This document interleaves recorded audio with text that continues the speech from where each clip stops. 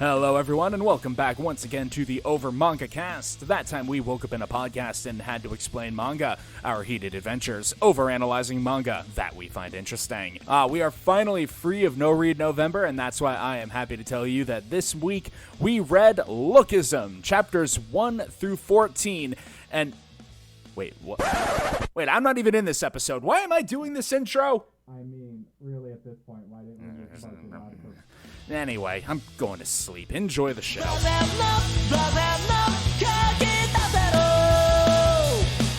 Hey, this is Matt, and you're listening to the Over Manga Cast. We're short of Sam this week. He's just been asleep the past 12 hours. Not sure what's going on there. But I am here with Jacob and Jay as we dive into this week. We read Lookism. Let's go around the horn with their familiarity. I'll start off. I found out that this had a Netflix show coming out today. I am an opportunist. Jacob? So Matt told us that this series called Lookism exists, and then I read it, and now here we are. Jay? Sure thing. So similarly, Matt gets all the credit for finding this gem, and we decided to read it for the podcast. Yeah, so kind of a blind read for everybody there, isn't it? As I think we've gone over every time we've brought up a webtoon, most of us don't frequent that site other than like a few things we casually read. So yeah, I've got a few casual things on webtoon, but we have a podcast where we read an arc of a manga or otherwise every week. So I have been chipping away at things. Not fast though. I keep thinking we should do Lore Olympus, and then I keep convincing myself that's not a good idea. So yeah. We might someday. This starts the way most webtoons start, blatant wish fulfillment. No, I'm going to be nice until the end. We got our main boy, Daniel, who is your kind of like average Joe, except He is in no way average. There is a bit of a intentional juxtaposition of Daniel as we initially meet him is like almost like inhumanly below average socially in like every sense. Like it's designed that Very gross exaggeration of what you assume to be the conventionally unattractive loner kid. yeah Socially awkward person. He is that. he's the bottom of the social ladder caricature in character form. he is like a gross little errand boy. He is fat to the point that like people feel either like visual disgust or pity just looking at him, and he has kind of just been beaten up and coerced into being a little errand boy who the very first thing we see is one of the bullies at school is making him pretend to be a Pikachu to impress his girlfriend, I guess. Who doesn't seem to care or particularly like anything that's going on. It kind of dips into the old like idea of like, I am super macho and I'm super strong. Look, I can get this lesser person to do things trying to show off of like a power trip or whatever.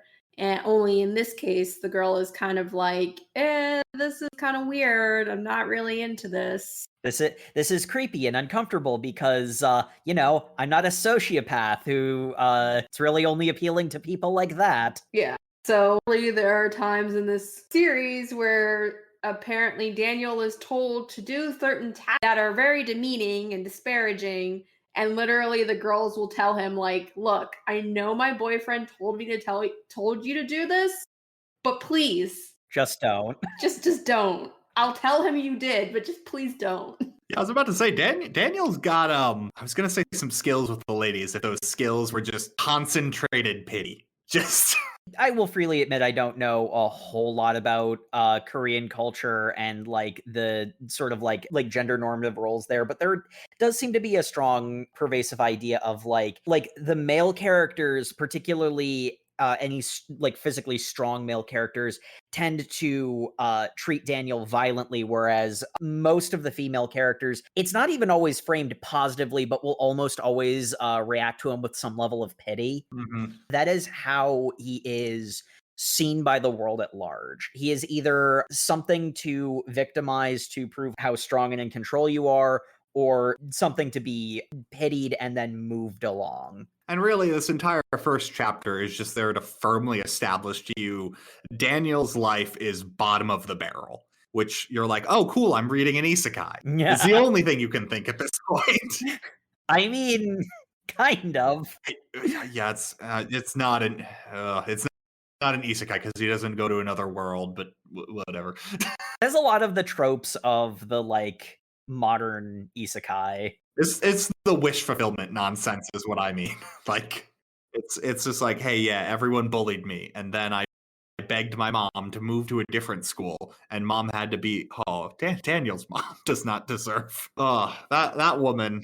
But I mean, we find out, or at this point, I kind of just intuited that the whole reason was he's just lashing out at the only person who, checks in on him. So yeah. It's sort of interesting because the sort of immediate reaction I got to it was he's awful to his trying her best mother, not necessarily mom of the year, but absolutely trying her best and doing whatever, is within her means for his sake, lashes out on her. And it's an obvious like stress reaction. But the thing I think that really helped along with that is that he immediately has the internal monologue of, I am a terrible person and I hate myself for that. I regret it. I've done it before and I'm probably going to do it again. And that's why I hate myself. It's a very realistic self-pity feedback loop. Certainly not to this degree and not like the things that Daniel in particular has gone through, but like, I know about some self-pity feedback loops that I've had to yank myself out of. Yeah, I also like because it gives you a good baseline of he has a direction to grow in. Whereas in sometimes what you get with these is just like, oh yeah, he's this plucky underdog who's got like bullied every day, but he's got a heart of gold. And I'm just like, cool. So he's gonna get superpowers and nothing's gonna change. But like Daniel's just like, no, I'm gonna lash out and begs his mom and to transfer schools because he's not doing great in school because getting bullied severely, and mom's basically just like, well, we can't afford it. I can barely afford to live here, and this is just where a good school is for you, so we'd have to move someplace else, and we definitely can't afford to just send you off on your own someplace else. And he's just like, oh, okay, well, I hate you. And then immediately like self-pities in his room that he shouldn't have done that. But my boy punches a wall in a way that you wouldn't think would be plot relevant later, but then I guess is. Yeah. He cracks the drywall of his apartment. That actually will come up. There's a big scene later on that is actually going to tie together a lot of the stuff going on. I will freely admit, for most of my reading of this, and this is sort of like my general feeling on it. For most of my reading of this, you can tell that it was translated from the original language it was in. There is an element that kind of bugged me that like Daniel almost never speaks even when he logically should. It's almost 100% internal monologue. And I didn't quite understand it until it got tied together in the end, where Daniel punching the wall and cracking the drywall actually ends up, coming up again in a weird way. The sort of pieces fell together for me. It's almost like it's trying to do like a level of abstraction of the storytelling, but it keeps not giving the cues for that. Quite frankly, I see why this is getting an adaptation, because I do feel like once I clicked into what it was going for, I'm like, oh, I get it now. Okay, I'm invested. And an adaptation that could maybe telegraph where it's going a little bit sooner. Not to say I was bored or even really confused, but there was something that felt off about it up until the end of our reading. This definitely feels like a webtoon, if that makes sense. Like the way the plot is structured is webtoon. Yeah, I mean, so to your point, Jacob, it's really interesting that you say that you feel like it's an abstraction just because, I don't know. So what I wanted to add to as for our familiarity, so I read a lot of K-dramas, or I watch a lot of K-dramas, sorry. So this kind of pacing, I guess, is something that I'm kind of familiar with. So yeah, there's a lot of internal monologue, like at least for the first like quarter of a season or so, before it finally delves into like the main characters' like motivations and everything. So I just feel like it's it was really interesting to kind of like really feel out kind of where Daniel fits into the space of like where the external stimuli come from and where those external like motivations come from to, you know, his day to day, and where his internal, you know, infighting kind of comes where he knows he's a crappy person. He knows he doesn't, I want to say almost accepts that this is his lot in life, but obviously wants better. And so, and for me, this kind of like almost sets it up for the events that will come later on, because, you know, there's so much tension, so much tension, so much tension. Something has to break, something has to happen, and then it does. Yeah, so if you're more familiar with like a Korean style of storytelling, that it would probably feel a little bit more natural, is basically what you're saying. Yeah. Yeah, that's fair, because like I said, I freely admit I don't really know all that I mean, much about. the pacing is even different from Japanese dramas. Like, Yeah, it's a little different. I would say if I had to liken it, like Korean dramas, K dramas are like full with tension. And honestly, if you're kind of easing into it, it can kind of feel a little uncomfortable at points. yeah, and because again, it's not that I disliked it, it just didn't like it felt like there was something off until I cued into like what it was going for. But that happens at the end, and we're still at the beginning. Daniel hasn't even quite left his original school yet, so we should maybe He yelled at his mom and then went to bed without supper. And then the next day at school, he's getting bullied. He had ramen. well, he Oh, I think there is something to be said of sort of phrasing it that way, because like part of the thing that he yells at his mom about isn't just he wants to go to a different school, because he is also not admitting to her that he's getting bullied, and it's like, oh mom, you just don't understand. And then like he has the internal monologue of, yeah, because I'm not telling her, I'm the one who's doing something wrong here. Mom, you didn't put an egg in my ramen like I asked. This is awful. I hate it. He doesn't finish his dinner because he runs off to his room in shame for treating his mom that way. He comes off as a jerk. You kind of don't like him, is the immediate reaction that you get, that it's like, no, he doesn't deserve the bullying he's getting, but like he's also not really a great person either. But then he has this reaction that shows, no, he knows it's a problem. He knows he should be better than that. And it's his low self-esteem. He doesn't think he can be better.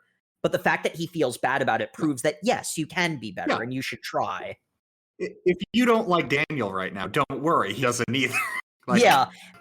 Everyone does not like Daniel. Daniel knows that he is unlikable, and he feels kind of trapped. He's like, I know that I am unlikable and kind of am looking for, but I need a change. I need a change. He needs something to sort. kick him out of this rut. Yes. Yeah, because the important thing, and this actually ends up being really important thematically to the story, he doesn't think he's capable of change.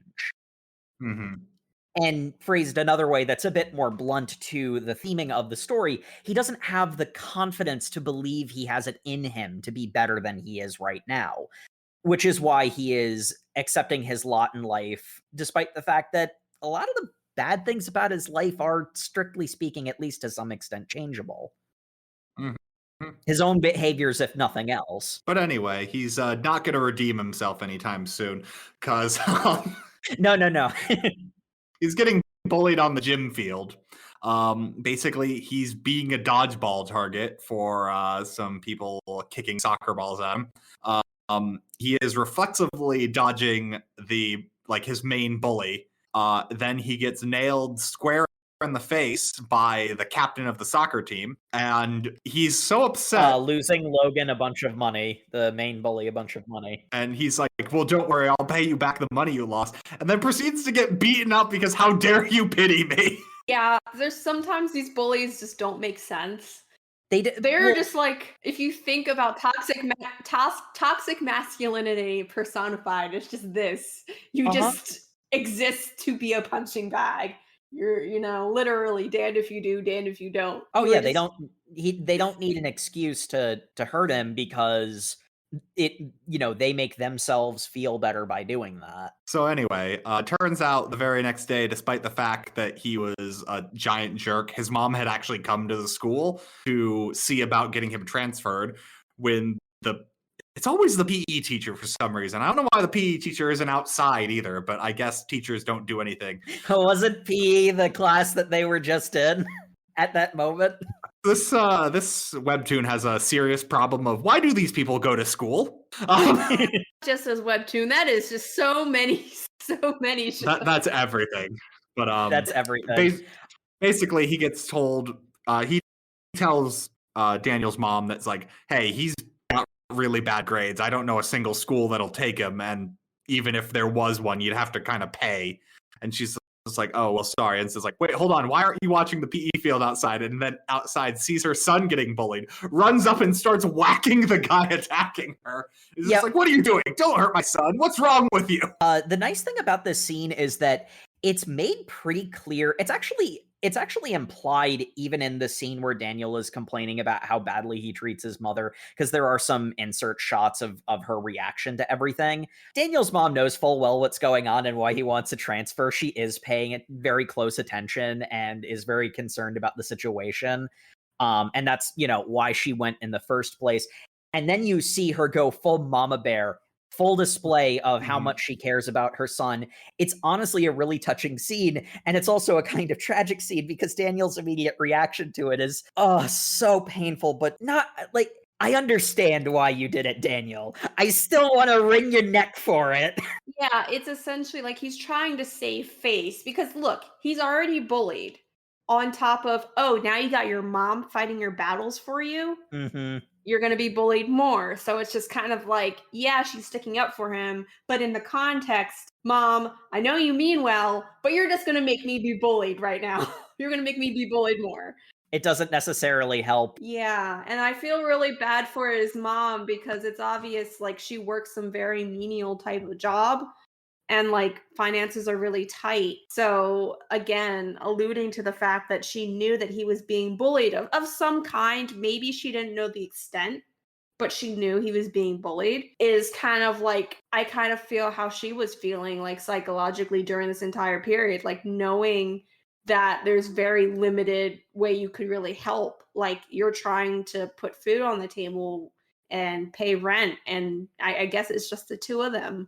So, I mean, it's just kind of like, it's a pretty crappy situation all around. So I know he's being hurt, but I mean. It's okay. Daniel solves this in a way that totally redeems himself and isn't possibly the worst thing he could have done, because he then verbally berates his mom how stupid she is for helping him and proceeds to somehow bully her in front of all his classmates. Which does not save face, does not make him look good, does not redeem mommy fighting my battles for me. Like, the sort of important thing is he notes for a second time when he does it in public in front of everybody, the only person he can stand up to is his mother. Mm-hmm. Which, like, he doesn't seem to. I'll just say the quiet part out loud. He doesn't seem to see the implication. He has it in him to stand up for himself. He has it in him to be assertive. It's like he has to temper it, but like he has so many emotions bottled up, they're all exploding in the wrong person's face and everything. But like he has more to him than even he himself realizes. It's just, when there's someone that he knows will always, care about him no matter what, that's the only time he will, let himself do anything. And it just ends up making everything worse. Feedback loops. Regardless, after that whole debacle, he does get his karmic reward, which is to be sent away to a different school. The transfer got approved. The mom did everything she could to make it work. She's like, money's going to be tight, but I'm sending you off to the mountains. You're going to go to a vocational school there. It's the only place that would take you. We're going to put vocational in quotation marks because, man, does this school do everything? I mean, it does everything from K-pop stars to architects. Oh my gosh. I think architects is a translation mistake, but I mean, if you got some architects that look like that, I'll take them. I think that by architects they mean construction workers, but if you got construction workers that look like that, I'll take them. well, because because this is specifically for people who don't go to college, and typically you get a degree in architecture, but who knows? Given what we learned about the school, they may have prettied up the name for the sake of optics. Yep.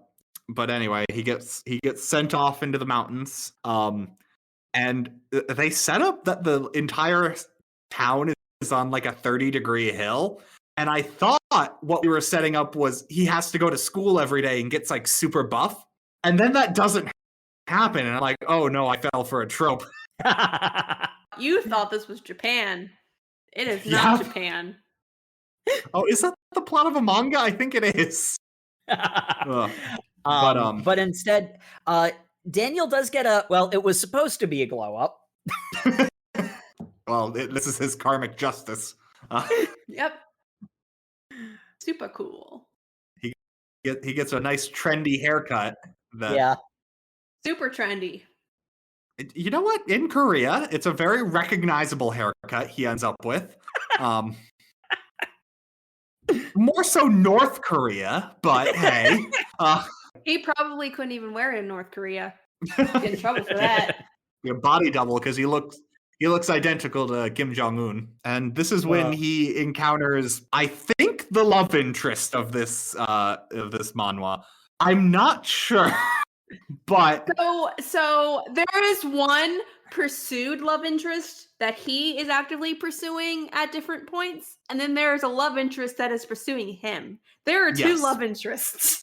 Well, honestly, I feel it's a little bit more organic than that, because I don't think that there's like a designated love interest character. His relationship with all of the women, the men in the series, is very complicated and messy, and that's very true to real life, honestly. But yeah, we are introduced to Mira, who a lot of people are staring at Daniel. He thinks it's because of its cool new hairstyle.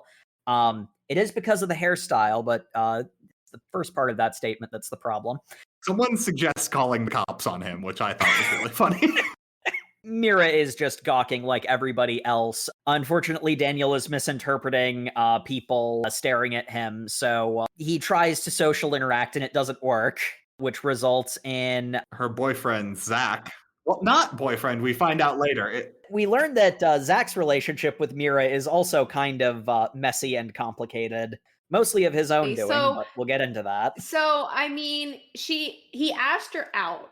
They went out on like a somewhat casual first date. He assumes that that's his girl. She apparently comes away with something different, feeling or whatever. They weren't like going steady, or they weren't like officially together. Yeah, but he red flags that Zach's first reaction to girl I'm on a first date with to go see a movie. Hey, this guy looked at her. Better threaten to beat him up than actually beat him up while recording it.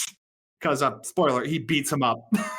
Zach is extremely clingy and violent, which is something that we see is a bit of a trend with a lot of the characters in this story, which is pretty overtly intentional and a pretty stark contrast from poor Daniel, who just wants to get along with people. I'm just saying, the motto for the school he goes to might as well be wake up and choose violence. Like... It does have a bit of a shonen anime feel. The people from the different departments. It is like literally just open the door to violence. The people are like, this guy is stronger than that guy. It's like, it's slice of life series. What are you talking about? You guys are going to fashion school. Why do you care who's physically stronger? Another thing that was something that I took away from this, because this is actually a bit of a personal ouch. I feel that I've been there. Daniel actually initially avoids the altercation with Zach, but the poor guy is like, if I just slink away quietly, I'll never change. I'll just be in the same rut I've always been. He tries to put himself out there. He tries to interact socially.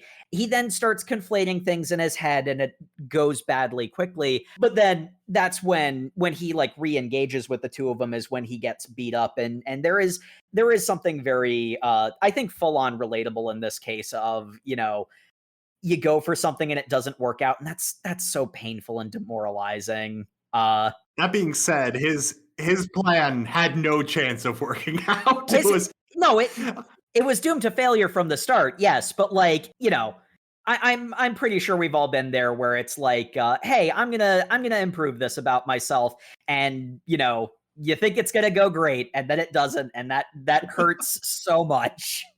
I just love the idea though. It's like, oh man, no, I wasn't hitting on your girl. Hold on, let's just go to a coffee shop, all three of us, and we can talk this out. And I'm like, buddy, this is not a conversation you need to have over coffee. Like, come on. That puts Daniel in an absolutely awful spiral because, to be fair, it wasn't Zach who was filming it. It was the onlookers, but it went viral. Him being a punching bag went viral. I don't think Zach was upset that his street fighting got filmed and went viral. But yeah, so Daniel is crushed. His new start, basically, he's been here one day and his life is objectively worse, most likely, because now he doesn't even have his mom to go home to.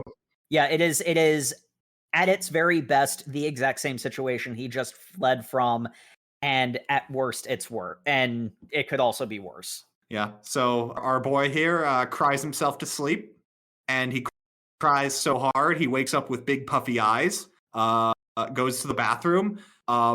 Everything's shorter?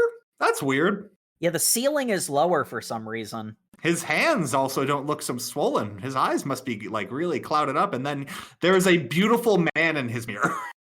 And I don't think that's fully conveying just how ridiculously beautiful this man is. He is comically attractive. And I will freely admit it did actually take me a little bit longer than I'm happy about for me to obvious 2 and 2 together. But you have 2 Daniels. You have the inhumanly unattractive, pitiable Daniel, and you have the comically attractive, admirable, or enviable Daniel. This is he represents the 2 biggest extremes you could possibly have when it comes to. You wouldn't be pretty if you didn't have extremely ugly. It's all relative. That's also right here is because what he realizes is just like, oh no, I'm in a different body, and then he's like gonna go run out to see what's going on, and notices himself asleep. His like fat previous body is on the ground, and he has come to the realization that they are both him. And through slapping his sleeping form awake, and through other trial and error, eventually discovers that he is one consciousness between 2 bodies, and he swaps when one goes to sleep. And then we get some Death Note style like time skip to figure out the rules of this superpower, and he just tells you, because lo and behold, my boy transferred to a school that just gave him a month off. Yeah. Or I guess conveniently it was summer break and no one mentioned it. I don't know. I think it's the latter. I feel like it's summer break because that's typically when people transfer or whatever, or start up at a new school. I mean, unless like it's like life or death. But basically, we get the rules are that when one body's awake, the other's asleep. He can transfer when he naturally falls asleep, or he can forcibly wake the other body up. Both of those will swap consciousness. And then the big thing is that both bodies still need a day's worth of nutrients and stuff. So he eventually decides that he's going to sleep in each for 12 hours. Otherwise, the will deteriorate. Yeah. Which is funny, because I thought, I'm not going to lie, literally this popped in my head. What if he didn't eat for like every other day in his fat body? He would lose so much weight. He gets too hungry. I know, but that legit popped in my head. Well, I mean, not for nothing. There is a part of me that kind of wonders if that might be what the series is ultimately going for.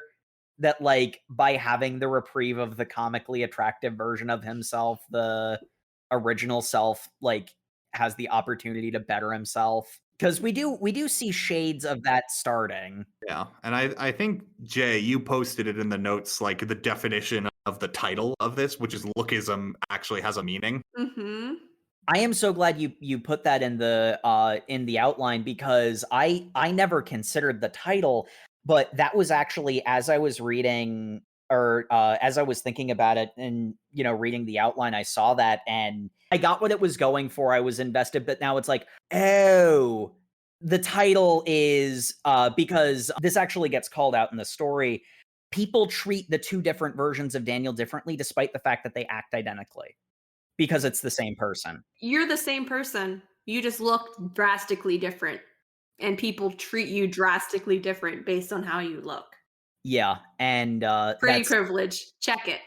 Yep. It makes some of the weird, and like I know what you mentioned, Jay, about like that being sort of like part of the nature of more Korean storytelling. But it sort of made some of Daniel not speaking in moments where, quite frankly, he just should have opened his mouth and said words. Because there are more than a few misunderstandings that are literally just because Daniel doesn't like talk out loud like a normal person would. But that's kind of the point. He's not saying things. People are reacting to the way he physically appears. Yes. When I had that revelation, there was a part of me that was like, that's a little blunt, and I feel like you could have maybe done that at least slightly more elegantly. But now that I got it. That's clever. But anyway, Daniel spends his summer break experimenting with his two bodies. Giggity. Not that way. And eventually probably makes the obvious decision when it comes to what school uniform he's going to buy. He buys one that fits his hot, attractive body and decides that that is the person who will live during the day and his fat body will live at night.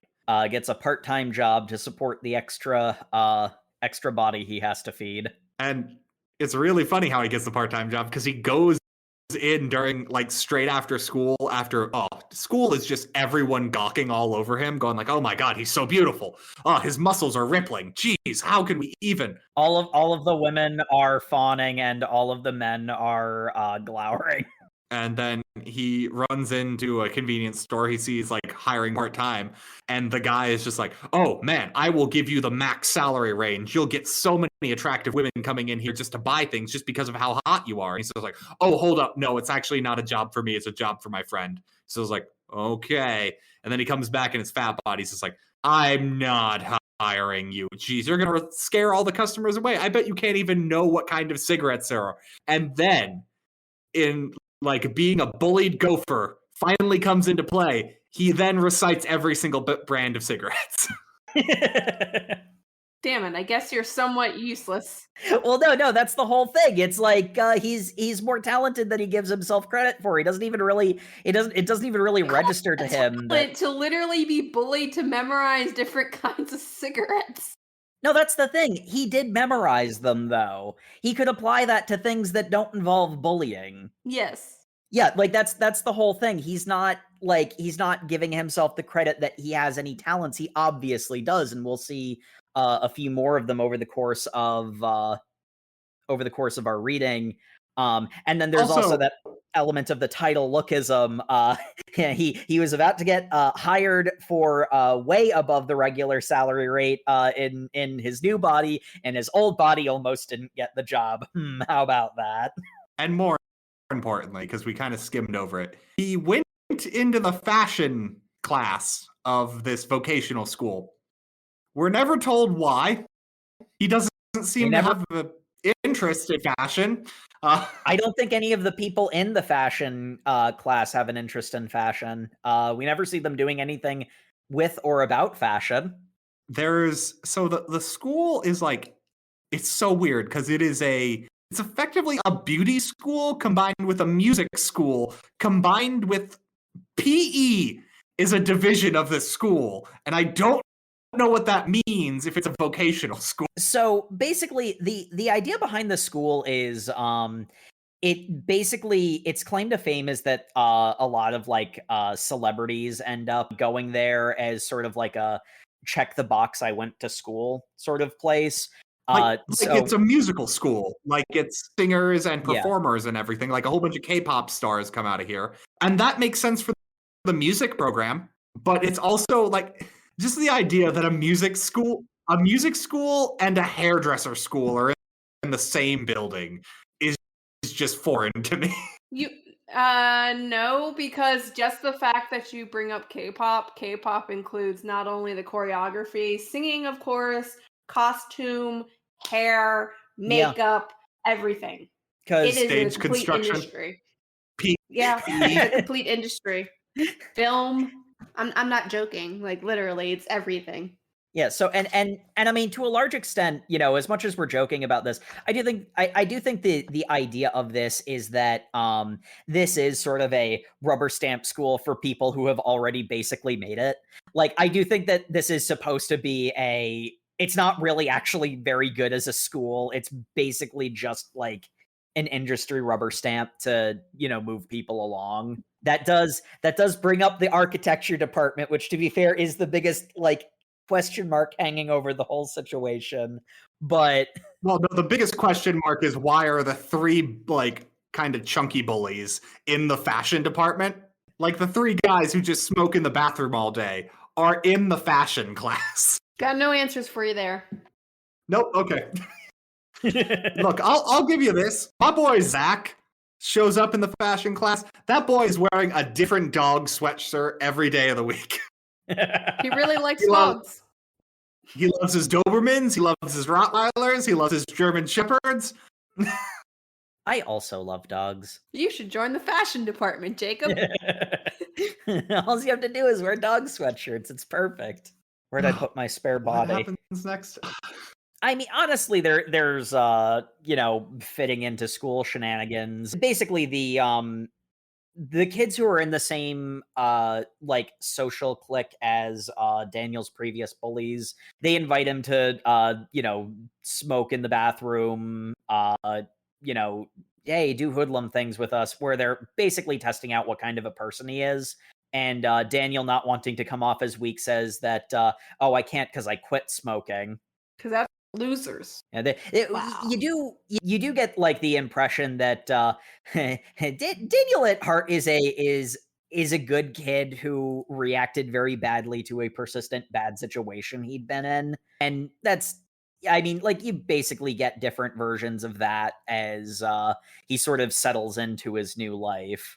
But as it turns out, he's living like a perfect life during school. Everyone's just great to him. Even when he can't handle a social situation, his good looks literally just coast him through. People just take what he said with the biggest grain of salt possible, so they assume the best of everything he does.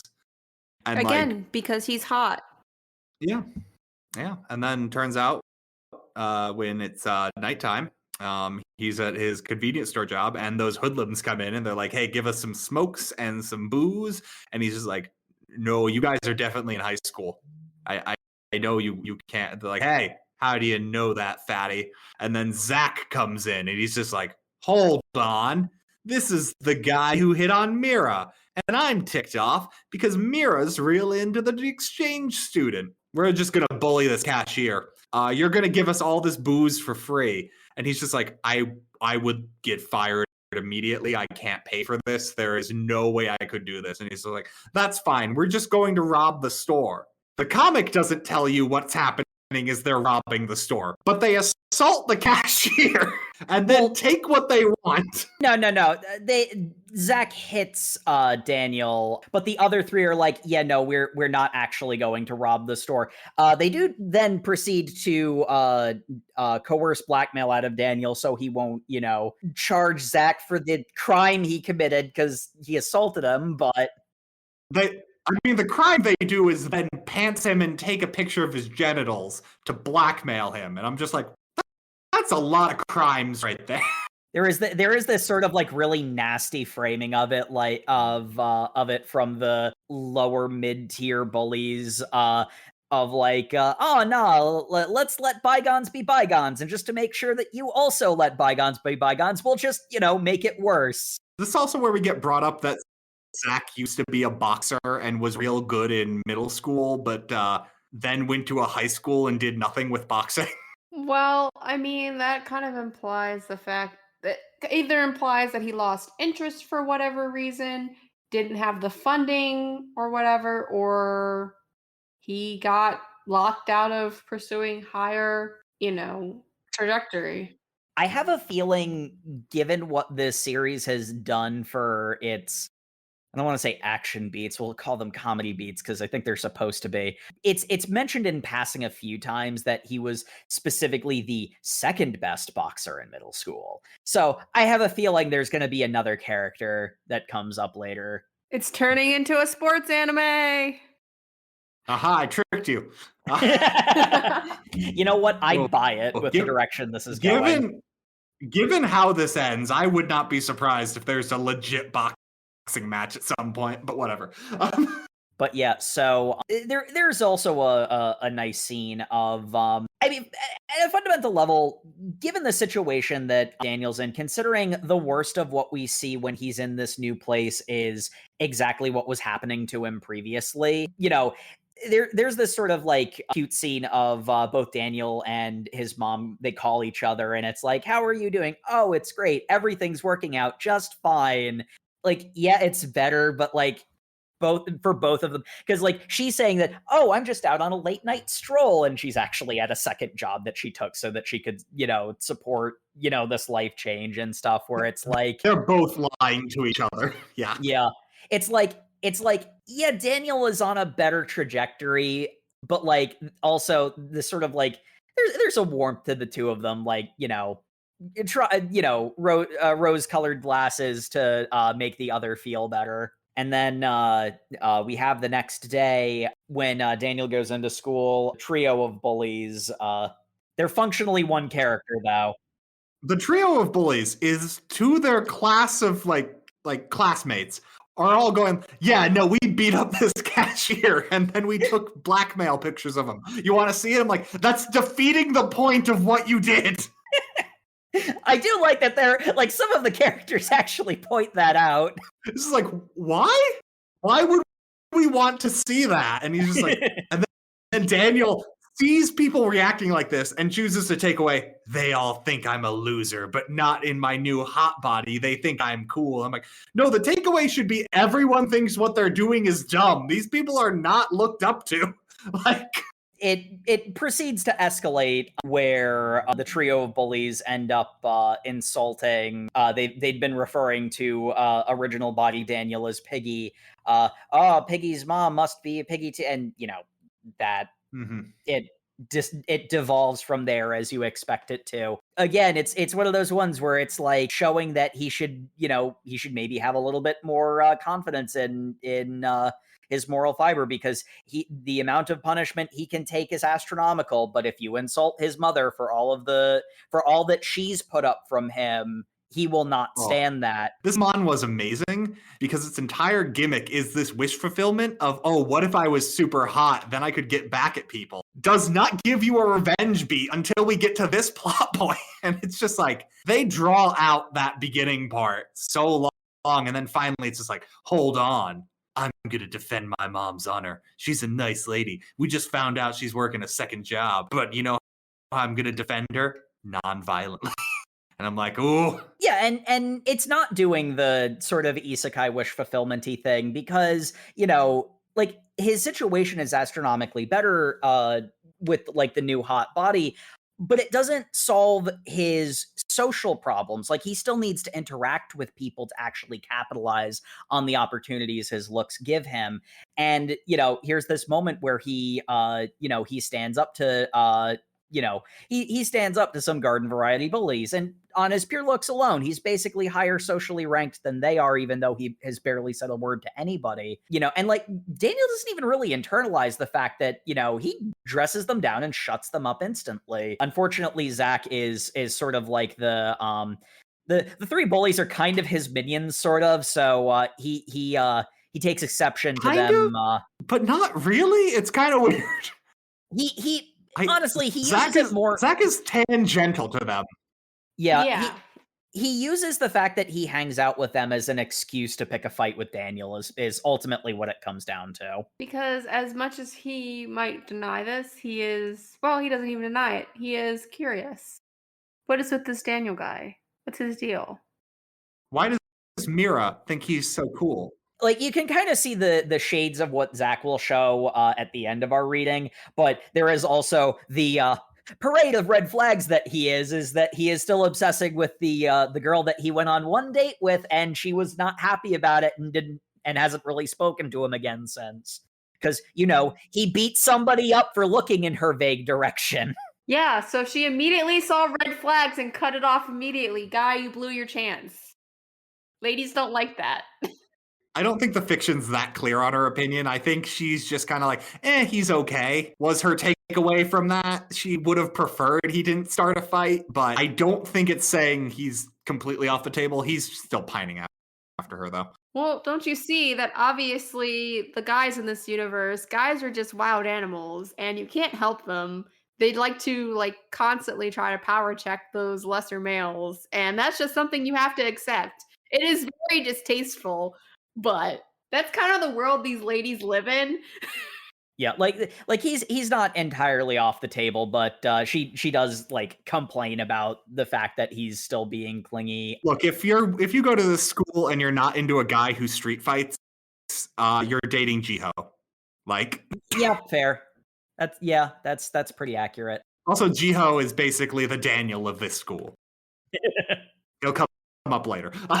So basically, we get the big old fight scene where I think we get fully revealed his boxing backstory right here with Zach, and he's just like, I'm gonna punch him out 1-2. This guy's never had a fight before in his life, and we get slow-mo shot of Daniel going man, I just realized I've been beaten up every single day of my life. At one point, I realized I had ultra instinct. Nope, we're not calling it that. I just know where I can slow down time and see the punch coming, but I was never strong or fast enough to dodge. Oh shit, I dodged. I didn't even notice that. Do I know Kung Fu? And then proceeds to dodge a bunch of punches. It's the way Matt framed it is a joke, but that's almost literally true. He has the reflexes to, avoid a particularly skilled fighter's punches, but his body always betrayed him. He wasn't fast enough. He wasn't strong enough to get out of the way like he wanted to. And now that he's in a comically overpowered body, he starts going toe-to-toe with the boxer. Comically overpowered is saying something, because eventually it gets to the point that he dodged in the wrong way, and Zach anticipated that and was going to hit him straight in the face. And the fist is 2 inches away from his face before he's like, oh no, I can't dodge that. But I can block it with my hand, because my hand is faster than my neck. And I'm like, cool, superpowers. Daniel has superpowers. I don't know what's going on. Yeah, no, I mean, Daniel's abilities are turned up to 11 because his previous form was at a -1. It's like the stuff you see that guy doing in the movie Limitless. It's yeah, I guess peak reaction time could maybe do that. Sure, yeah, let's go along with that. Yeah, no, that's exactly the point. Daniel is he's supposed to be reality breaking. He's supposed to not be normal in an otherwise normal world, because his two bodies represent the two furthest extremes. Daniel then proceeds to one-shot Zach. Karmic justice for in his backstory, apparently Zach had stolen someone's Digimon cards. A horrible crime. Love that so much. Well, because he was always good at punching, so he got whatever he wanted. Also, Daniel has a flashback to his old bully at his old school while beating up Daniel was just telling someone offhand. So yeah, if you're ever in a street fight, what you want to do is first punch solar plexus. That'll get them right on the ground, and they're not going to want to get back up. I'm going to then tell you exactly how to do it while demonstrating on this nerd. And he's remembering that and goes that's some good information. I'm going to do that right now. Yeah, and Zach is then on the ground wheezing and is thoroughly humiliated. Everyone thinks Daniel is cool. Well, all the girls think he's cool, and then all the guys are afraid of him. To which the three hoodlums, who I forget the names of, but whatever, they're in the bathroom smoking, and we get guy who's got a haircut that covers his eyes. I forget his name, but he's in the background of everything we read.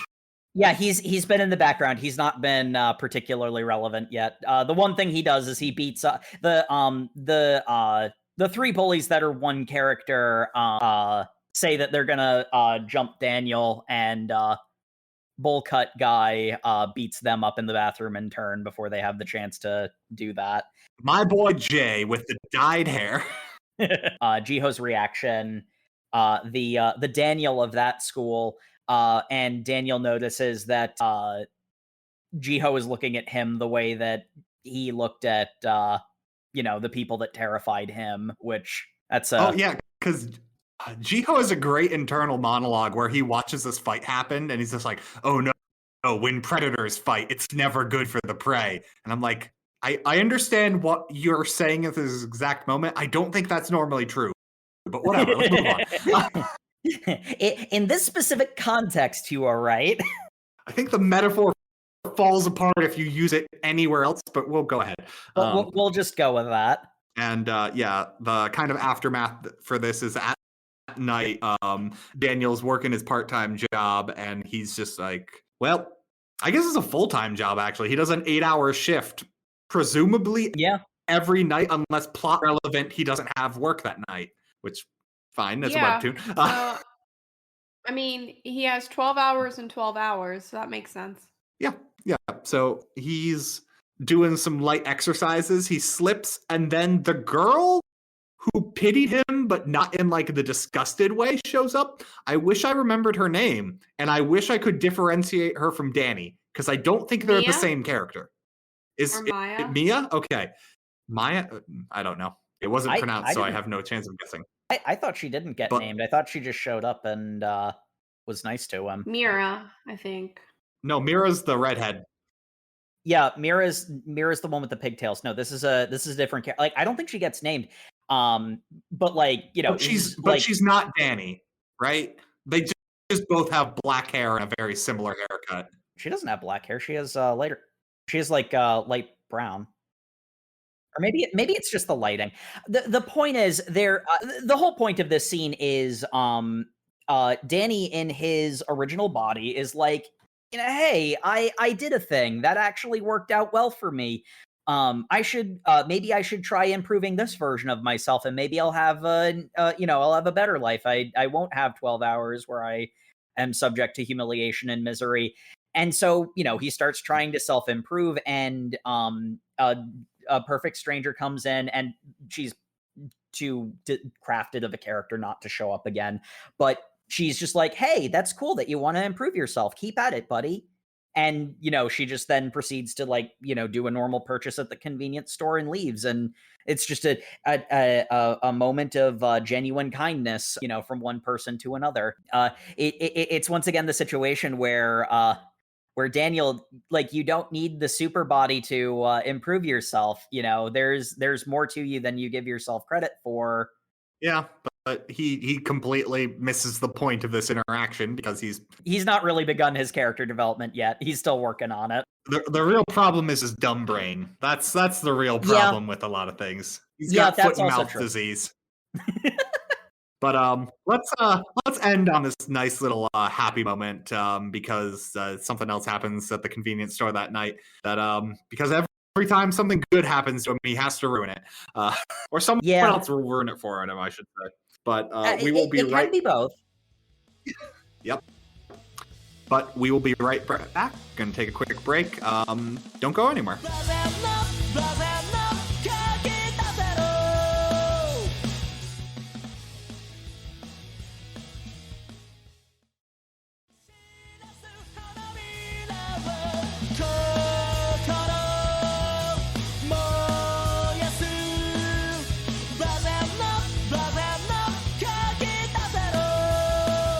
We're back, and we're gonna cut away from Daniel for the time being because he's had a little bit of happiness, and we cut to the bullies who are in the middle of needing something, and they reach out to their good buddy Jiho, who is asleep like all good boys at this time of night, and he gets a drastic phone call from them. And I just want to point out for one moment, Jiho's sleeping incredibly attractive, just like he is full 2000s movie about, oh girl, if you just take off those glasses and undo that ponytail, girl, you're a 10 out of 10. Jiho, like, he's got the nerd cut, but with his glasses off, they've just drawn him incredibly attractive sleeping. I'm just like, hold on, Jiho, what's going on here? That's sort of the thing, though, because Daniel is a caricature. For real people, it's not like they're people with like no redeeming qualities at all. Jiho is in a more realistic version of the situation that Daniel is in. He's being severely bullied, but like he's a more regular person. Jiho is the only boy at the school that I believe actually wanted to go into the fashion class. Having been called by the bullies, he runs down to the convenience store. They basically just make up an excuse to harass him. Yeah. They're like, hey, my phone's about to die. You know what that means, nerd? And he's just like, what? So like, yeah, I want you to go steal a charger. I could buy a charger. No, you gotta steal it. Well, okay. And then poor Jiho sneaks in. He's worried to death going into the convenience store until he sees that the cashier is none other than Daniel. And he's just like, oh, good, we're both losers. They both think to themselves, same rank. Yeah, the other sort of important thing to note is the reason why the bullies felt the need to pull this in the first place was Jiho had seen them in the aftermath of getting beat up in the bathroom, so they're concerned that someone who they are tormenting will use that against them. Which, I mean, maybe you deserve it, but yeah, because Jiho sees that Daniel is the same level of weak pushover, he just right in front of Daniel just takes a charger off the rack and stuffs it in his shirt. Yeah, he's not gonna do anything about it. Daniel does actually say, hey, no, you can't do that. Jiho runs off. He says something to the effect of, I'll pay for it next time. Which, listeners, good lesson. If you just want something from a store, you can just take it. They're not a cop. They're not your dad. They can't stop you. This is not actually a good lesson. You should not do that thing. Do not listen to Matt. He's a poor influence. They can't stop you. Take what you want. Honestly, I think all of us are a poor influence of some flavor, but I'm an excellent influence for everything. Anyway, Jiho trips. Which homunculus was Pride? Jiho trips, and something that I like to note when it comes to, like, when characters are written, their reflexive actions, despite the fact that someone who was just stealing on his watch has, been put in a situation where he can now be caught, Daniel's immediate reaction is to offer him a hand up. Which, I mean, again, Daniel... He's not a bad kid. He's a nice guy. But at this point, the bullies outside see what's going on, and well, that's not how the plan was supposed to go. So pit the two weaklings against each other and say they'll delete the nude pictures of the one who wins. And I'm just like, so you have multiple nude pictures on your phone, and you're bragging about this to people. Very, very different environment. It's a different culture, man. You get the blackmail, you hold on to the blackmail on your personal device for some reason. Look, I'm just saying, I'm glad I live in a culture where if someone has multiple pictures of naked boys on their phone, they go to jail for a long time. I don't think that's like a bold thing to say, but yeah, I agree with the sentiment. Well, I think it's because they're all the same age. Not to say that it wouldn't still fall on this under similar laws and depending on the state, but the whole thing is like, I got something super embarrassing and incriminating, so I have the power to, embarrass you. In the context, yeah, in the context of the story, it's very much a I have power over you situation. And poor Jiho. Not like I'm just paging through my gallery and oh yeah, I forgot I have this blackmail from this one guy from last week. Look, those three are dumb enough. I was just showing off pics to my mom. Mom, don't swipe left. Those three are dumb enough. I could see that happening, honestly.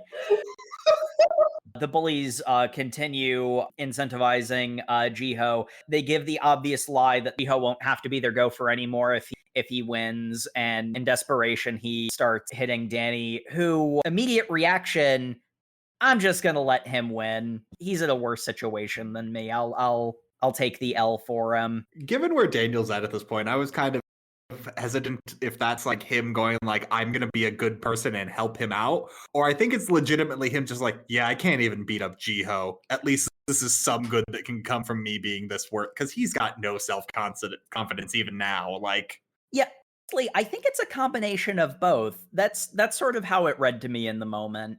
but it's okay because best character shows up. Yeah, the fight is called off because we get intervention from Vasco. Also, the fight is notoriously pathetic to the point the onlookers are like, oh, this really isn't as entertaining as we thought it'd be. Like, It was kind of funny for the first couple of seconds, but this is just kind of boring now. but then yeah, Vasco, class president of the architecture division, also apparently leader of a gang on the school grounds. I believe they're the Burning Knuckles. Yes, they are the Burning Knuckles. Seriously? Because this school's great. This school is great of What- something. What is it Or with something. architecture and organized crime? There's always somehow a connection between the two. The mob. Real estate is expensive. Yeah, you need some people to get it done for you, and there's only one organization that can really get things done in a really expedient manner. You know what I mean? Yeah, and it sure would be a shame if someone fell into the concrete and then no one could find him in the foundation, you know? Yeah, that's what I'm saying.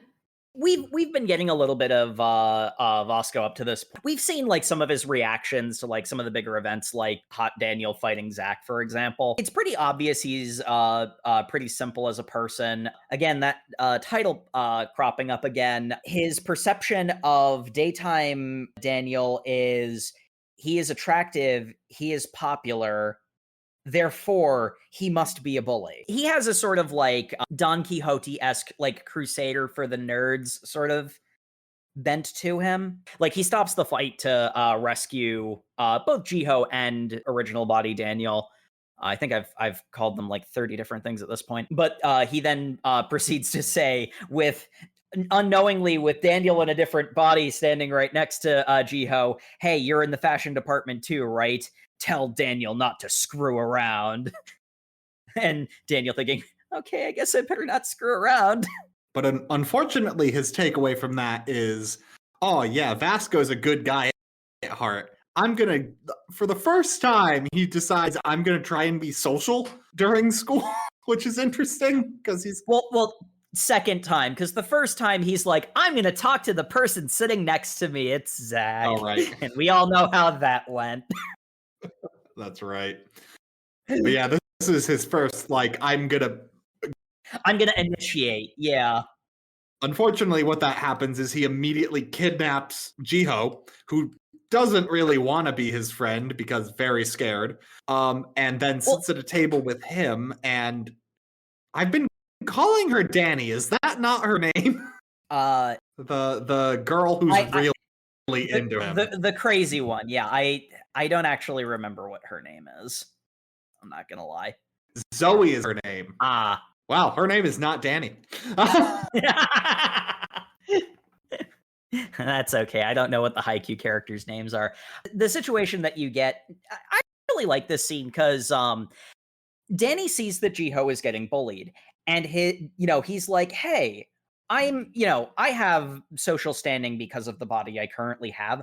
I'm going to rescue him from his bullies. And in all honesty, as uncomfortable as Jiho is, him being nervous that Daniel is going to, do something negative to him is better than the actual bullies actually bullying him. Like that judgment based off of looks, it's like, this guy is super attractive and he's talking to me. He must want to exploit me in some way. Sort of a immediate reaction. It's the running through line of this entire thing of like people aren't actually listening to what they're saying. They're going off of their like prejudices and letting the words just kind of inform that as opposed to listening to people when they talk. Yeah, this is where I was starting to key into that dichotomy because like there were a lot of cases where Daniel just won't say things and it creates these misunderstandings. But like, again, that's the point. Because you get a lot of internal monologue from Jiho and also Zoe, who's interesting character. Her entire personality is she's really, really thirsty for Daniel. I was about to say, that's being a little generous to her, implying she has a personality. Yeah, she is just a full-on just thirst nugget or something. It makes everyone uncomfortable, by the way. Other people do comment on it. Oh, It's yeah. uncomfortable. Everyone is uncomfortable. The thing I really like about it is Daniel recognizes the social dynamics that he had been at his previous school. He is in his job, and that Jiho is in. He is popular. He's strong. He's attractive. If I befriend this kid, people won't pick on him anymore because if they think I'm his friend and they pick on him, they'll think I'll beat them up, which will protect him. The president of the Architecture. Vasco. Vasco doesn't see it that way because he gets the same impression that Jiho has. I mean, it's not even really. It both kind of is and isn't coercion. No, it's 100% it's an accurate interpretation of what's going on because Daniel is not picking up on the fact Jiho is incredibly uncomfortable. He is forcing himself on this person to get what he's not understanding because he doesn't understand the privilege being allowed to him in this body, that he forcing someone to be with him that doesn't want to be there. He's trying to use the privilege to benefit Jiho, not realizing that it's not really helping as much as he thinks it is because of the thing that Vasco said last night in the situation that Daniel is unintentionally putting Jiho in. That also almost turns into a battle in the cafeteria. Till we get main man jumping in to defuse the situation. What is his name? God, there's so many people with names. Why do they all have names? Why do we all have names? There are so many people who have barely done anything who have names. Jace. That's why I remember his name. His name is Jace. He mind sculpts the entire situation. The other important element is that apparently Vasco has a Vulcan neck pinch. Comically overpowered Daniel daytime body is able to shake off his grip. And that's sort of the point where Jace, who's like the second in command of the Burning Knuckles, is like, hey, let's defuse this situation before something bad happens. This scene's also about as One Punch Man as it gets. It's just like, oh, sorry, were you trying to attack me? I didn't notice. But anyway, Jace diffuses the situation, and then the crew of losers led by the notes say his name is Do. Yeah, that sounds right. Do and his friends decide to invite him to a party because they realize he's really strong, and if he can stand up to Vasco, that's some good capital for them. But in order for them to hang out with Daniel, they need him to get along with Zach. So they're going to invite him to a party together, and they're basically going to Korean barbecue. And I'm like, good, that's exactly how you make friends, Korean barbecue. Unfortunately, Zoe hears and decides that I'm gonna be there. I'm just gonna happen to wander by. Yep, because she's super thirsty. Yeah, she is. That's her entire character trait. Poor Daniel, he goes in expecting, oh, we're gonna go to a nice place, have dinner. It's gonna be a fun, wholesome time as we get to know each other. And they're drinking and smoking and being ne'er-do-wells. That, like, even when he's like in his head visualizing what they're going to do, it kind of almost feels like we kind of grasp this, but he's almost like he's socially stunted to the fact that he kind of like he thinks they're kind of like going to hang out, and what did he say? They're going to get like sticker pictures and all that kind of stuff, like stuff you would do like as a young teen, not so much as like an almost young adult. And it's like, no. Well, I mean, I don't want to say Arrested Development, but yeah, exactly. It's just like, no, like slumber parties and all that kind of stuff. And it's like, no, we're past that. There is something really endearing about Daniel almost being too wholesome for the entire situation. Yeah. There have been a lot of cases where we've seen like shades of Daniel's good side as sort of like reactions to things that happen. But this is a situation that he had a lot more control over, and we sort of see he is good boy. He doesn't do these sorts of things. He's also too much of a good boy. And I know what you're thinking, man, this wish fulfillment webtoon doesn't really have enough wish fulfillment in it. If only we could just have an entire chapter dedicated to 2 girls throwing themselves at him. But they only brought 1 girl with them. We already know Zoe's way too into Daniel, and she's wearing casual clothes, so assets are on display, folks. Who's the second girl? Oh, that would be the middle-aged hostess of this establishment who also thinks Daniel is hot and is just giving him free food and is undressing to then also be, and this goes on for an entire chapter. And I'm like, this was what I was expecting. So he is the pinnacle of human beauty, okay? Like, she would be stupid to not throw herself at him. Come on. I'm just saying, this entire chapter, He is Adonis. it is what I was expecting every chapter to be, so I'm thankful that it wasn't. But this chapter is intense. It is a crowd of people watching. It was also very funny. Zach is also getting progressively more and more drunk over the course of this. Zach is all in on this party. Zach is so upset Daniel got invited and is just downing shot after shot of soju because he can't stand Zach. He's anger drinking right now. It is not a good look. Do not. Oh, he's got like a little like frustrated toddler expression as he's anger drinking is the best part. He's just like, "Meh, I'm gonna drink my alcohol." Oh, and it is obnoxious, but that is the entire point. Also, Daniel has this whole bit where he says, "I don't drink," and then no one believes him, which sounds about right. That's how people are. It's this whole back and like this entire scene is basically just a comedy beat of the older hostess hitting on him and the Zoe just being both like flirty to him, to the point that there is another table in this like very small restaurant. I say restaurant. This is literally like 4 cooktops in the corner of what appears to be a living room. This is like an under the table place. Yeah. Yes, very much so. It's serving minors. It's like up a staircase in an alley to get to it. And like there is this other crew here, and they are gangsters, it looks like, honestly. I don't think they say exactly what, but they're thugs. They're thugs. They're implied to be gangsters. We find out later that they're actually seniors from another high school that is apparently, I think, has a rivalry with the terrible school that Daniel's at. Honestly, I thought these people were like in their 40s. I thought they graduated. I thought they were a senior from the school. Because he makes this comment about like, I've been coming here since middle school, which because it sounds really pathetic. It does. He contacts seniors at his alma mater, so yeah, they are adults. But the whole takeaway is they're there with a girl who is flat-chested and is upset that this nonsense is going on, and makes a loud comment that women who show off their boobs really have nothing else going on.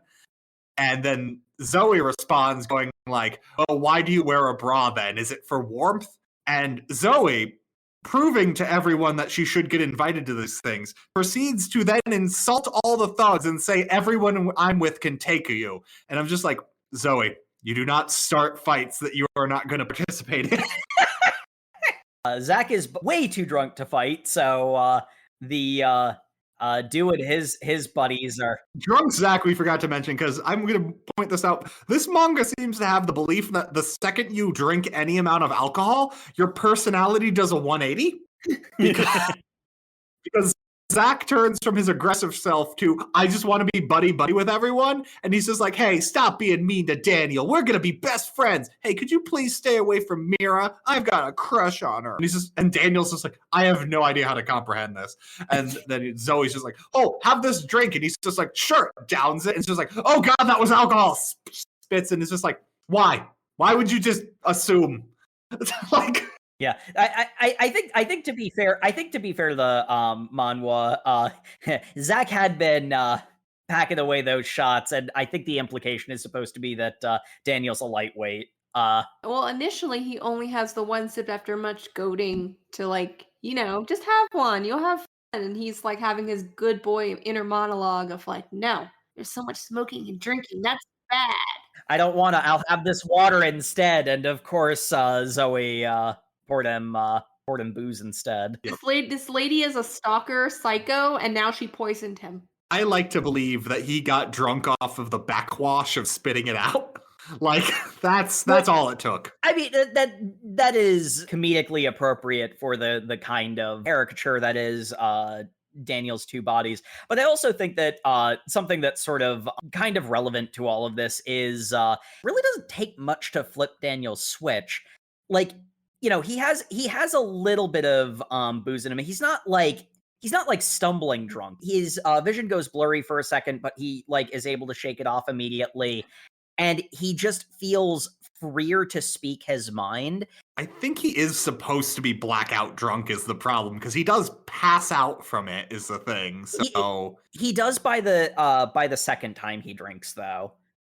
Because the first time, Zoe is the one who instigates all of this. The three idiots don't actually help the situation either, and they end up like they're internally saying, I want to back out of this. I don't want to pick this fight. I think we'll get beat up. But then saying out loud because of toxic masculinity, yeah, we'll totally kick your ass. And Daniel gets the confidence. We are the ones who started this fight. You guys should apologize to them. Wait, I thought he was on our side. Also, bullying people and taking blackmail pictures of them is wrong.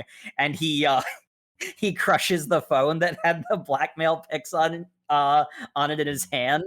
Daniel crushes a phone with one hand.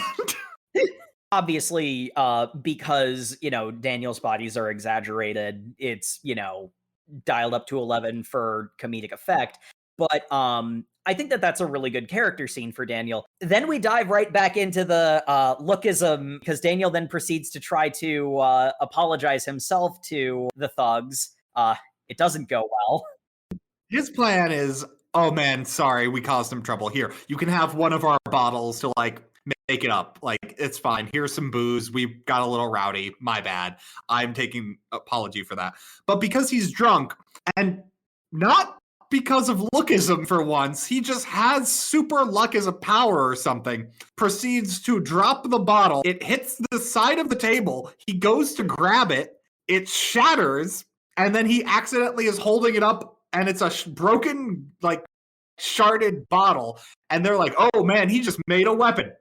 Well, this went from 0 to 60. We're gonna go. We could totally kick your asses, but we're just gonna go. This guy's crazy. Just beat down his whole crew with words, and now he's gonna like shank us with a bottle. Like, wow, Daniel. There's like a whole thing about it's like, oh, he made it look like he was dropping the bottle so he could more effectively get the weapon before they could react to it. It's like, meanwhile, he's just like, oh, I'm sorry, that was embarrassing. I didn't mean to break it. Also, while he was drunk, we're asking him things like, hey, where do you live? And then Zoe was just like, yeah, where do you live? And he's just like, oh yeah, I live alone. And then Zoe's like, you live alone? And he's just like, oh, no, I mean, I live with someone, my friend. Yeah, he's kind of a bigger guy. And they're all like, oh, a big Yakuza guy? So yeah, that guy must be a gangster. Yeah, he's real tough and a bodybuilder. And they're like, yeah. And he's just like, sure, that's fine. And I got really confused because I wasn't clear they were saying that verbally to him. It comes up later that they were. Not super clear in this moment, but... And that comes up because Zoe thanking him for like saving them all. So it's like, here, have another drink. And they redo the comedy bit from earlier of him taking a sip, realizing it's not water and spitting it out. And then everyone going like, oh no, is he just a lightweight? What is this nonsense? And then he's like, oh no, I had too much to drink. Ugh. And then he wakes up in his old body. He's just like, oh, this is bad. I need to get back to sleep. He's able to force himself back to sleep after some time, and then finds that he's dreaming. Mm-hmm. That's a thing that's happening now. Wakes back up an hour later, still in his original body. He runs to the location where his other body is and finds that the other body is still there, passed out drunk. His friends have been trying to get him up so they can leave, because I guess it must be like 9 p.m. Yeah. Maybe 10. And also, my favorite throwaway line in this entire reading was him getting invited to this like party, and he's like, "Yeah, I can hang out for a couple hours at like 8." And I'm like, "Doesn't that goes right up against, it's from 7 and you can hang out for a couple hours." And I'm like, "Doesn't that cut right into your bedtime? Don't you have a part-time job you need to be at?" And then immediate next line is like, "Good thing today is my day off from that job." And I'm like, "Sure." Yeah. Daniel rushes in without thinking, and now there's a bunch of people who bullied him are surrounding his other body, and he has to like he's trying to figure out a way to socially navigate the situation. And the the savior of the situation, funnily enough, is drunk Zach, who has had a quite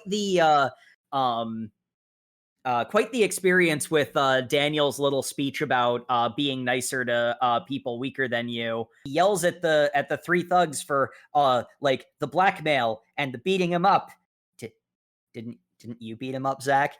Yeah, don't do that again. But this is also a throwaway line where he's just like, "Yeah, I'm here to take him home," and it's like, "Wait, you're the guy he lives with?" And then like in a split second decision, he goes, "No, I work for the guy who lives with him." Yeah. Oh, he's an errand boy for a big tough crime boss. And I'm just like, what a living situation do you think Daniel has? Like this. I do also think that it's worth noting that Daniel actually starts talking a lot more here. He's actually able to like explain a lot of this out loud, and they do. And like they jump to the gangster conclusion, but like for most of what he says, they actually, listen to the words he says, because he says more things out loud. Like there has been a subtle change in Daniel. And then Zach decides that, since I was mean to you before and I'm drunkenly turning over a new leaf, there's no way he's remembering any of this tomorrow. I'm going to do a thing to reconcile, to commemorate our new friendship. It seems like he's still off the rail. He takes them to an arcade. Yeah, can we establish that Daniel just thinks it's totally okay to drag... That the entire crew thinks it's okay to drag unconscious Daniel's body to an arcade rather than bring him straight home. But yeah, they just kind of do that. It seems at first like this is, drunken Zach doing stupid things. What I really like is he actually gets kind of lucid, and he begins to teach Daniel proper boxing posture and how to throw a straight punch. There's a lot in this manhwa that is like, toxic masculinity. These people are defaulting to violence. That's a bad thing. Don't do that. But like, if somebody is, about to like physically assault you, defending yourself is not an unreasonable, response to that situation. Also, Zach really likes boxing, and he's connecting to someone through. He's sharing something he truly enjoys with another person. Like, it's a really vulnerable moment for him. Like, he's just like, "No, watch me. This is how you're good at something." He gives the little like punching machine a whack. It's a new record. Almost immediately afterward, he goes back to stumbling drunk, and at that point they decide, so now that the boxing enthusiast has done what he wanted, maybe we should all just go home. And then they just ditch Daniel with Daniel, and I'm just like, this next scene did not come as a surprise, because you know who was not like even slightly shaken about having to carry his unconscious body? Daniel. Boy can carry what, because other Daniel is ripped with muscle and like 6 foot something. Yeah, he's probably significantly heavier. Yeah. Like he could easily 200, maybe even like 220, 230. Like, and he's carrying around that dead weight like it's nothing. I absolutely loved this entire ending scene. Like when Zach takes them to the arcade, to the end of our reading, Daniel tries to follow the instructions, and unfortunately he actually gets a little bit overzealous in it, and he misses the bag. So again, he tries to better himself. It doesn't work, and he, sort of not quite gives up in despair, but like it's like, oh well, I guess forget it. I'm not gonna, this isn't an avenue I can pursue. It's like exercising. He didn't succeed immediately, so he gave up.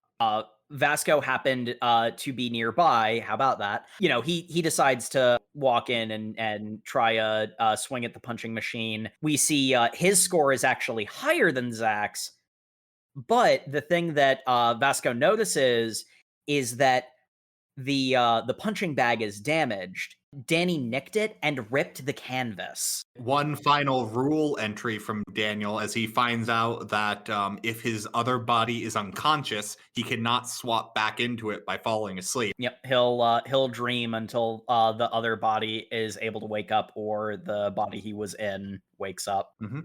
Yep. And we end on that, and I'm just like, ooh, setting up for some real stakes if a fight happens. Otherwise, doing some weird Looney Tunes nonsense of getting knocked out by. Honestly, I could see both, and I'd be on board with either or both. But yeah, that's the end of our reading. As we come to the end of this, we can go around. Let's start with you, Jay. Who is your favorite character? Well, this is a hard one. So we don't really get introduced to many characters in depth, other than obviously Daniel and Zach, and I guess more or less Zoe, right? So How much depth Zoe has? yeah, I'm just saying. So I guess Daniel. I mean, I feel for the guy. I appreciate the awareness he has of the hurdles that he has yet to overcome. And I feel like with the shenanigans we've encountered so far, that inevitably he will be forced to start really seriously tackling them. So I see a lot of growth potential with him being the main character, and for him literally being framed as the lowest of the low. You can only go up from there. Yeah, endearing to the main character is important for a first arc. Okay. Jacob, who's your favorite character? Actually, for me, it's really easy. Zach is easily my favorite character. Daniel is definitely second place for me. But like there was so much where it's like I wasn't getting super into Lookism for most of it. But that scene at the end where this is a vulnerable moment from Zach. This is a who he is in the dark moment, because like he's so drunk, he's not going to remember this. He's not doing this for any particular reason. He's just doing this thing. He's sharing something he loves with someone. He's doing a kindness for someone that he had transgressed upon, and is at least in his drunkenness genuinely apologetic about it.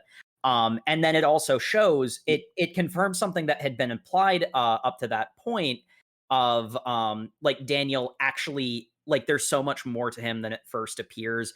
And it was brought about by his interactions with Zach. I loved that scene, and it made me love Zach as a character a lot. It implies that there's so much more to them, and then it shows you that, yes, you did notice that Daniel's actually, way more impressive than even he realizes, and that so much potential going forward. Matt here.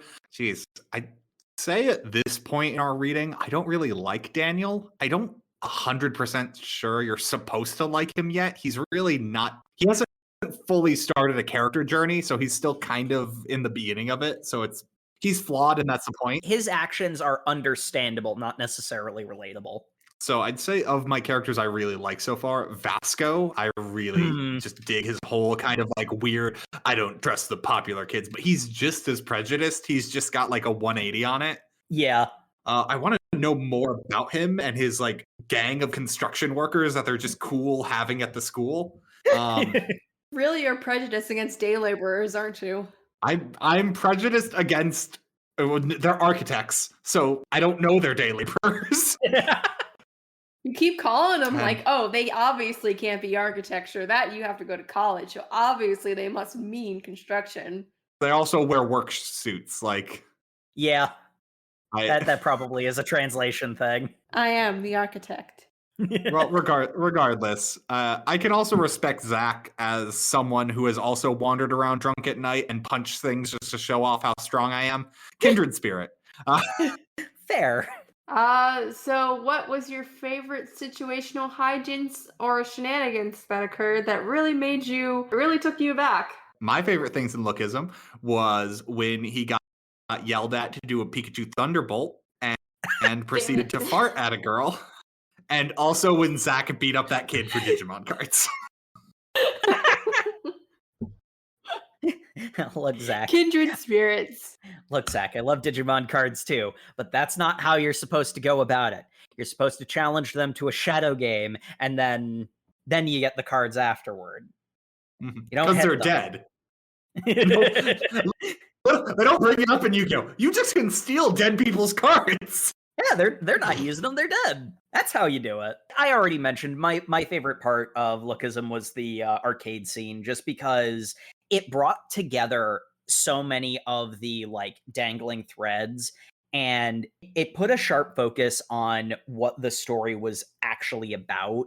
Because it's like I was picking up a lot of the obvious metaphors and such, but like that was where I realized that like some of the weird stuff I noticed was because it was a more thematically focused story than just a sort of like literal slice of life shenanigans happens because of this wacky situation type story. Which I think that was like my initial disconnect with it. It managed to be funny because of, you know, like Daniel missing the bag or Zach like light switch flipping back to wacky drunk after he had this like legitimately touching and engaging scene.